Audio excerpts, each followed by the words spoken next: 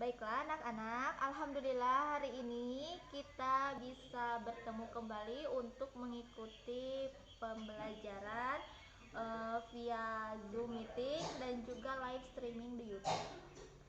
Em, Anak-anak, sebelum kita melanjutkan materi pada hari ini, baiknya kita memulai dengan berdoa dulu. Eh, Bismillahirrahmanirrahim, kita mulai ya. Berdoa dulu. Bismillahirrahmanirrahim. Alhamdulillahirobbilalamin arrahmanirrahim maliki iyyaka na'budu wa iyyaka nasta'in. Oke anak-anak, eh, pada kesempatan kali ini kita masih tetap membahas materi yang ada di bab 2. Karena materi bab 2 itu seperti yang sudah Ibu sampaikan pada minggu sebelumnya, bahwa di bab 2 itu kita akan mempelajari yang pertama tentang peta atau pemetaan. Yang kedua, kita juga mempelajari tentang PJ atau penginderaan jauh. Dan yang ketiga, pada bab 2 itu kita akan belajar tentang SIG. SIG itu singkatan dari Sistem Informasi Geografi.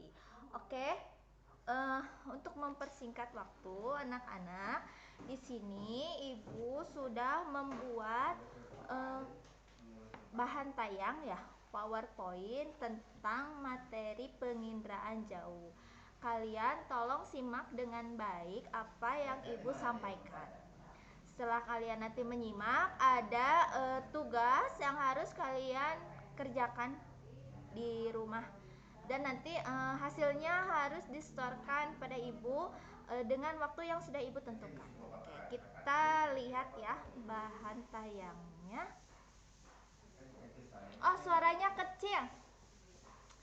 Oke, sekarang suara Ibu udah terdengar dengan jelas? Masih kecil suaranya? Oke, Muhammad Ridwan Renaldi, suara Ibu sekarang sudah terdengar jelas atau masih kecil? Oke. Kalau sudah terdengar dengan jelas, Ibu sekarang akan menampilkan PowerPoint-nya.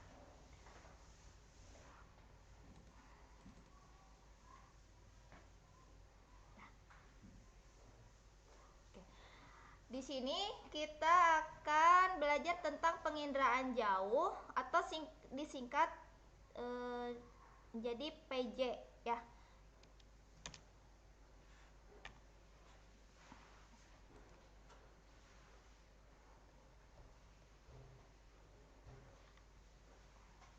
Oke, kita mulai dari pengertian PJ atau penginderaan jauh. Apa itu penginderaan jauh? Nah, penginderaan jauh itu merupakan ilmu dan teknik atau seni. Seni apa? Seni menggambar tentunya. Untuk mendapatkan informasi tentang wilayah atau gejala di permukaan bumi dengan cara menganalisis data yang diperoleh dari suatu alat tanpa berhubungan langsung atau kontak langsung dengan objek yang dikajinya. Jadi baik penginderaan jauh atau kemarin kita tentang pemetaan itu sama aja dalam artian ilmu untuk mendapatkan suatu informasi tentang permukaan bumi atau bentang alam. Jadi kalau di sini penginderaan jauh itu penggambarannya menggunakan alat yang tidak berhubungan langsung dengan objek yang ada di permukaan bumi. Tapi kalau peta itu penggambaran langsung permukaan bumi tanpa menggunakan alat. Alat biasanya di sini sensor namanya. Oke, kita lanjut. Nah, ini pengertian penginderaan jauh menurut para ahli. Jadi tadi Ibu sudah menyampaikan pengertian penginderaan jauh secara harfiahnya. Nah, kalau ini menurut para ahli. Di sini ada 3 ahli yang mendefinisikan tentang penginderaan jauh atau PJ. Yang pertama, penginderaan jauh menurut Lilisan dan Kiefer tahun 2004 bahwa penginderaan jauh itu merupakan ilmu dan teknik serta seni untuk mendapatkan informasi tentang wilayah atau gejala di permukaan bumi dengan cara menganalisis data yang diperoleh dari suatu alat tanpa berhubungan langsung dengan objek yang sedang dikaji. Oke. Tadi Ibu katakan alat itu dalam PJ atau penginderaan jauh namanya sensor. Kemudian menurut para ahli yang kedua adalah Lindgren tahun 1985. Nah, dalam buku Lilisan, Thomas dan Ralph Kiefer tahun 2007. Kalau penginderaan jauh itu merupakan macam-macam teknik yang dikembangkan untuk memperoleh data dan analisis tentang bumi. Nah, maksud bumi di sini ialah analisis tentang bentang alamnya atau permukaan buminya. Kemudian menurut tokoh yang ketiga atau ahli yang ketiga yaitu Aronoff tahun 2005 dalam Sutanto tahun 2013, yaitu penginderaan jauh merupakan ilmu pengetahuan teknologi dan seni memperoleh informasi objek dari jarak jauh. Itu pengertian tentang PJ. Jadi tadi pengertian secara harfiahnya dan pengertian menurut para ahli. Kita lanjut. Nah, kalau tadi kita sudah tahu tentang pengertian PJ. Nah, dalam PJ itu tentu ada komponen-komponennya atau bagian-bagian penting yang harus ada dalam penginderaan jauh. Nah, sebagai apa? Sebagai sebuah sistem. Penginderaan jauh itu terdiri dari bermacam-macam atau beberapa komponen, tetapi satu sama lain saling berhubungan. Apa saja komponennya? Nah, di sini Ibu sudah menampilkan gambar tentang komponen penginderaan jauh. Yang pertama di sini komponennya itu harus ada atmosfer. Apa itu atmosfer? Nah, atmosfer ialah salah satu fenomena yang ada di geosfer. Tentunya waktu bab 1 kita sudah membahas tentang fenomena geosfer. Nah, dalam fenomena geosfer salah satunya adalah atmosfer. Atmosfer adalah lapisan udara. Jadi, lapisan udara yang menyelimuti permukaan bumi. Sekali lagi, atmosfer itu ialah lapisan udara yang menyelimuti bumi. Jadi komponen penginderaan jauh yang pertama itu adalah atmosfer. Yang kedua, selain atmosfer, komponen yang paling penting dalam penginderaan jauh itu harus ada sumber tenaga.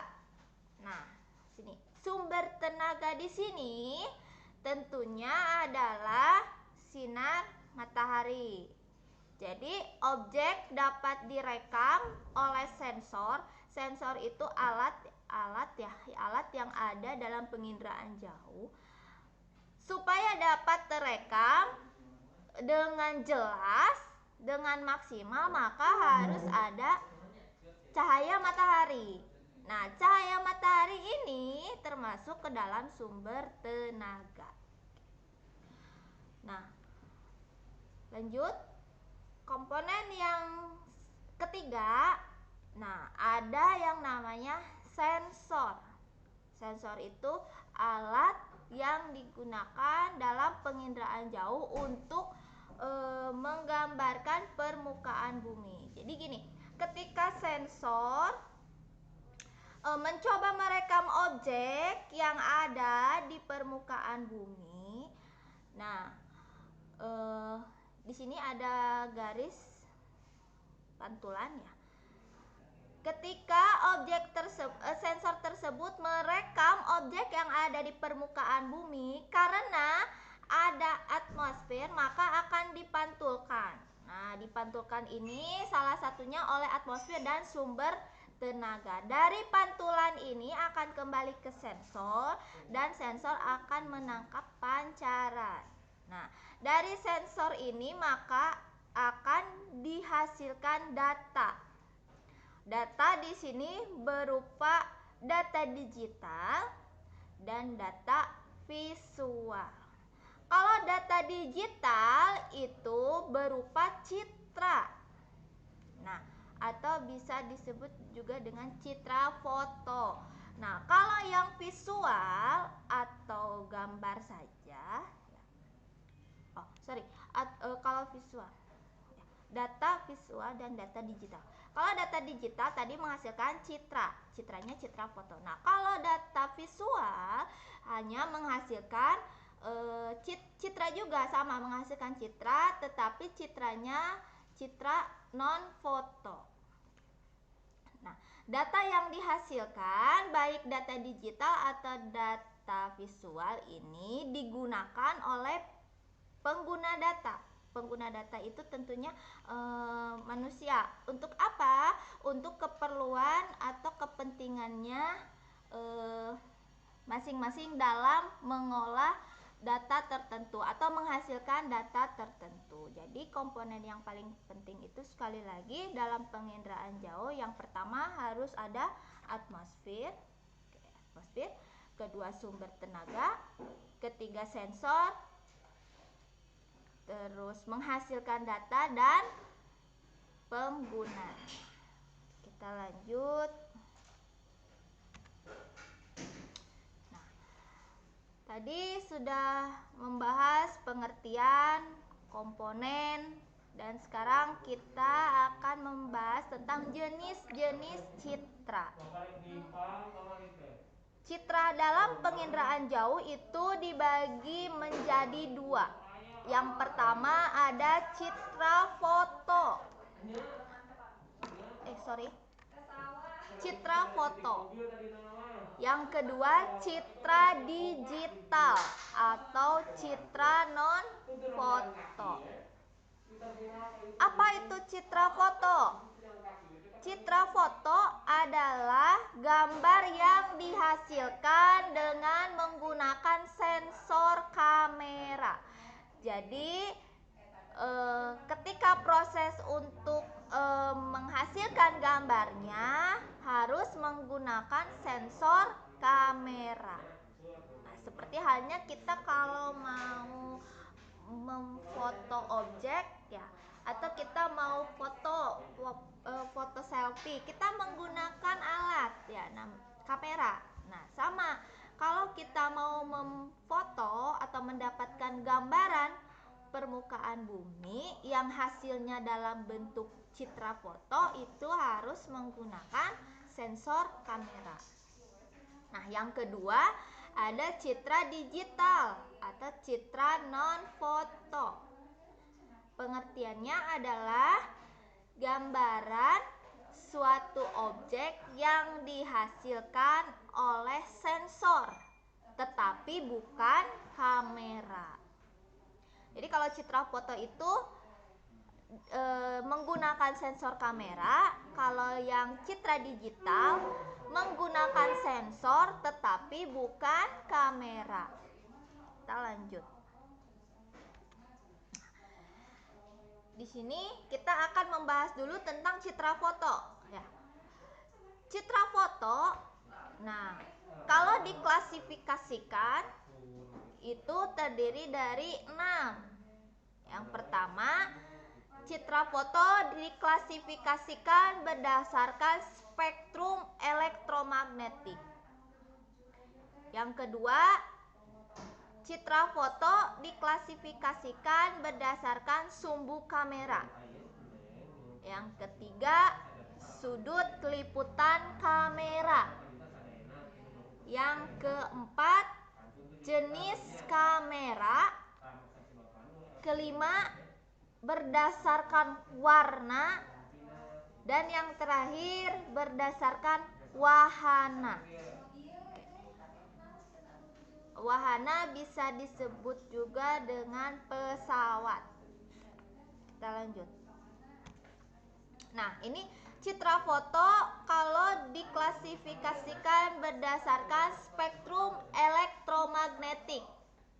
Nah, sebelum kita bahas jenis-jenis citra foto yang berdasarkan spektrum elektromagnetik, ya kita harus tahu dulu apa itu pengertian dari spektrum. Spektrum merupakan ragam dari rentangan panjang dari suatu gelombang radiasi. Kemudian spektrum elektromagnetik. Apa itu spektrum elektromagnetik? Nah, di sini spektrum elektromagnetik adalah ragam gelombang elektromagnetik yang digolongkan berdasarkan rentangan frekuensi dipancarkan oleh transisi elektron. Nah, apa itu transisi elektron? Yaitu ketika elektron berpindah dari orbit yang satu ke orbit yang lain. Kemudian berdasarkan spektrum elektromagnetik, nah citra foto ini dibedakan menjadi 5 jenis. Oke, kita lihat satu-satu contoh citra foto yang berdasarkan spektrum elektromagnetik. Di sini contoh yang pertama, foto pankromatik. Jadi citra foto yang berdasarkan spektrum elektromagnetik itu contohnya yang pertama, foto pankromatik. Nah, apa itu foto pankromatik? Nah, foto yang menggunakan seluruh spektrum tampak mata, mulai dari warna merah sampai warna ungu. Nah, biasanya foto pankromatik itu contohnya foto untuk daerah yang terdeteksi pencemaran air. Bisa seperti itu. Nah, di sini Ibu menampilkan gambar contoh foto pankromatik untuk objek yang ada di permukaan bumi. Jadi antara spektrum tampak matanya itu warnanya lebih jelas atau lebih mencolok lagi, mulai dari warna merah sampai warna ungu.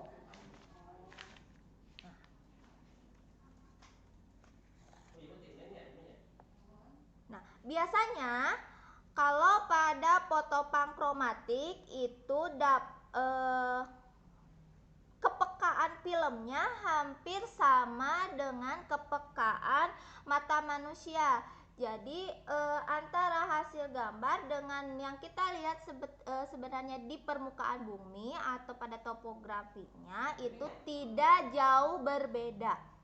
Jadi kalau misalkan pada foto gambar pohon atau tumbuh-tumbuhan itu warna hijau, nah ketika kita lihat atau kita cek di lapangan di permukaan bumi, maka warna pohon-pohon atau tumbuhan juga sama warnanya hijau. Nah, itu kelebihan dari foto pankromatik. Jadi kepekaan filmnya sama dengan kepekaan mata manusia. Kita lanjut. Yang kedua, foto ortokromatik. Jadi klasifikasi citra foto berdasarkan spektrum elektromagnetik. Yang kedua adalah foto ortokromatik. Nah, foto ini menggunakan spektrum tampak dari saluran biru sampai sebagian hijau. Panjang gelombangnya mulai dari 0,4 sampai 0,56 mikrometer. Nah, biasanya hasil foto ortokromatik ini salah satunya adalah survei vegetasi. Jadi para ahli yang menggunakan spektrum tampak mulai dari saluran biru sampai hijau biasanya digunakan untuk memetakan atau untuk survei vegetasi. Nah, di sini Ibu menampilkan gambar ini tentang permukaan bumi, bentang alam. Di sini bisa dilihat dengan jelas ada warna hijau. Nah, warna hijau ini biasanya mewakili objek tumbuhan atau pohon-pohonan, vegetasi, ya, tumbuhan, tanaman, vegetasi. Nah, kemudian ada garis yang berwarna biru. Nah, ini garis ini kenyataan sebetulnya di lapangan atau pada permukaan bumi ini menunjukkan objek perairan. Kalau bentuknya garis panjang seperti ini berliku-liku, biasanya ini objek di permukaan buminya berupa aliran sungai. Kita lanjut yang ketiga. Contohnya adalah foto ultraviolet. Nah, kalau foto ultraviolet di sini menggunakan spektrum ultraviolet dekat. Jadi spektrum ultravioletnya sangat dekat dengan panjang gelombang 0,29 mikrometer. Nah, cirinya kalau dari foto ultraviolet ini kita tidak banyak memperoleh informasi. Jadi informasinya juga yang diperoleh itu dapat disadap dengan mudah. Tetapi beberapa objek pada foto ini dalam pengenalannya sangat mudah. Kenapa? Karena tingkat kontrasnya itu sangat besar.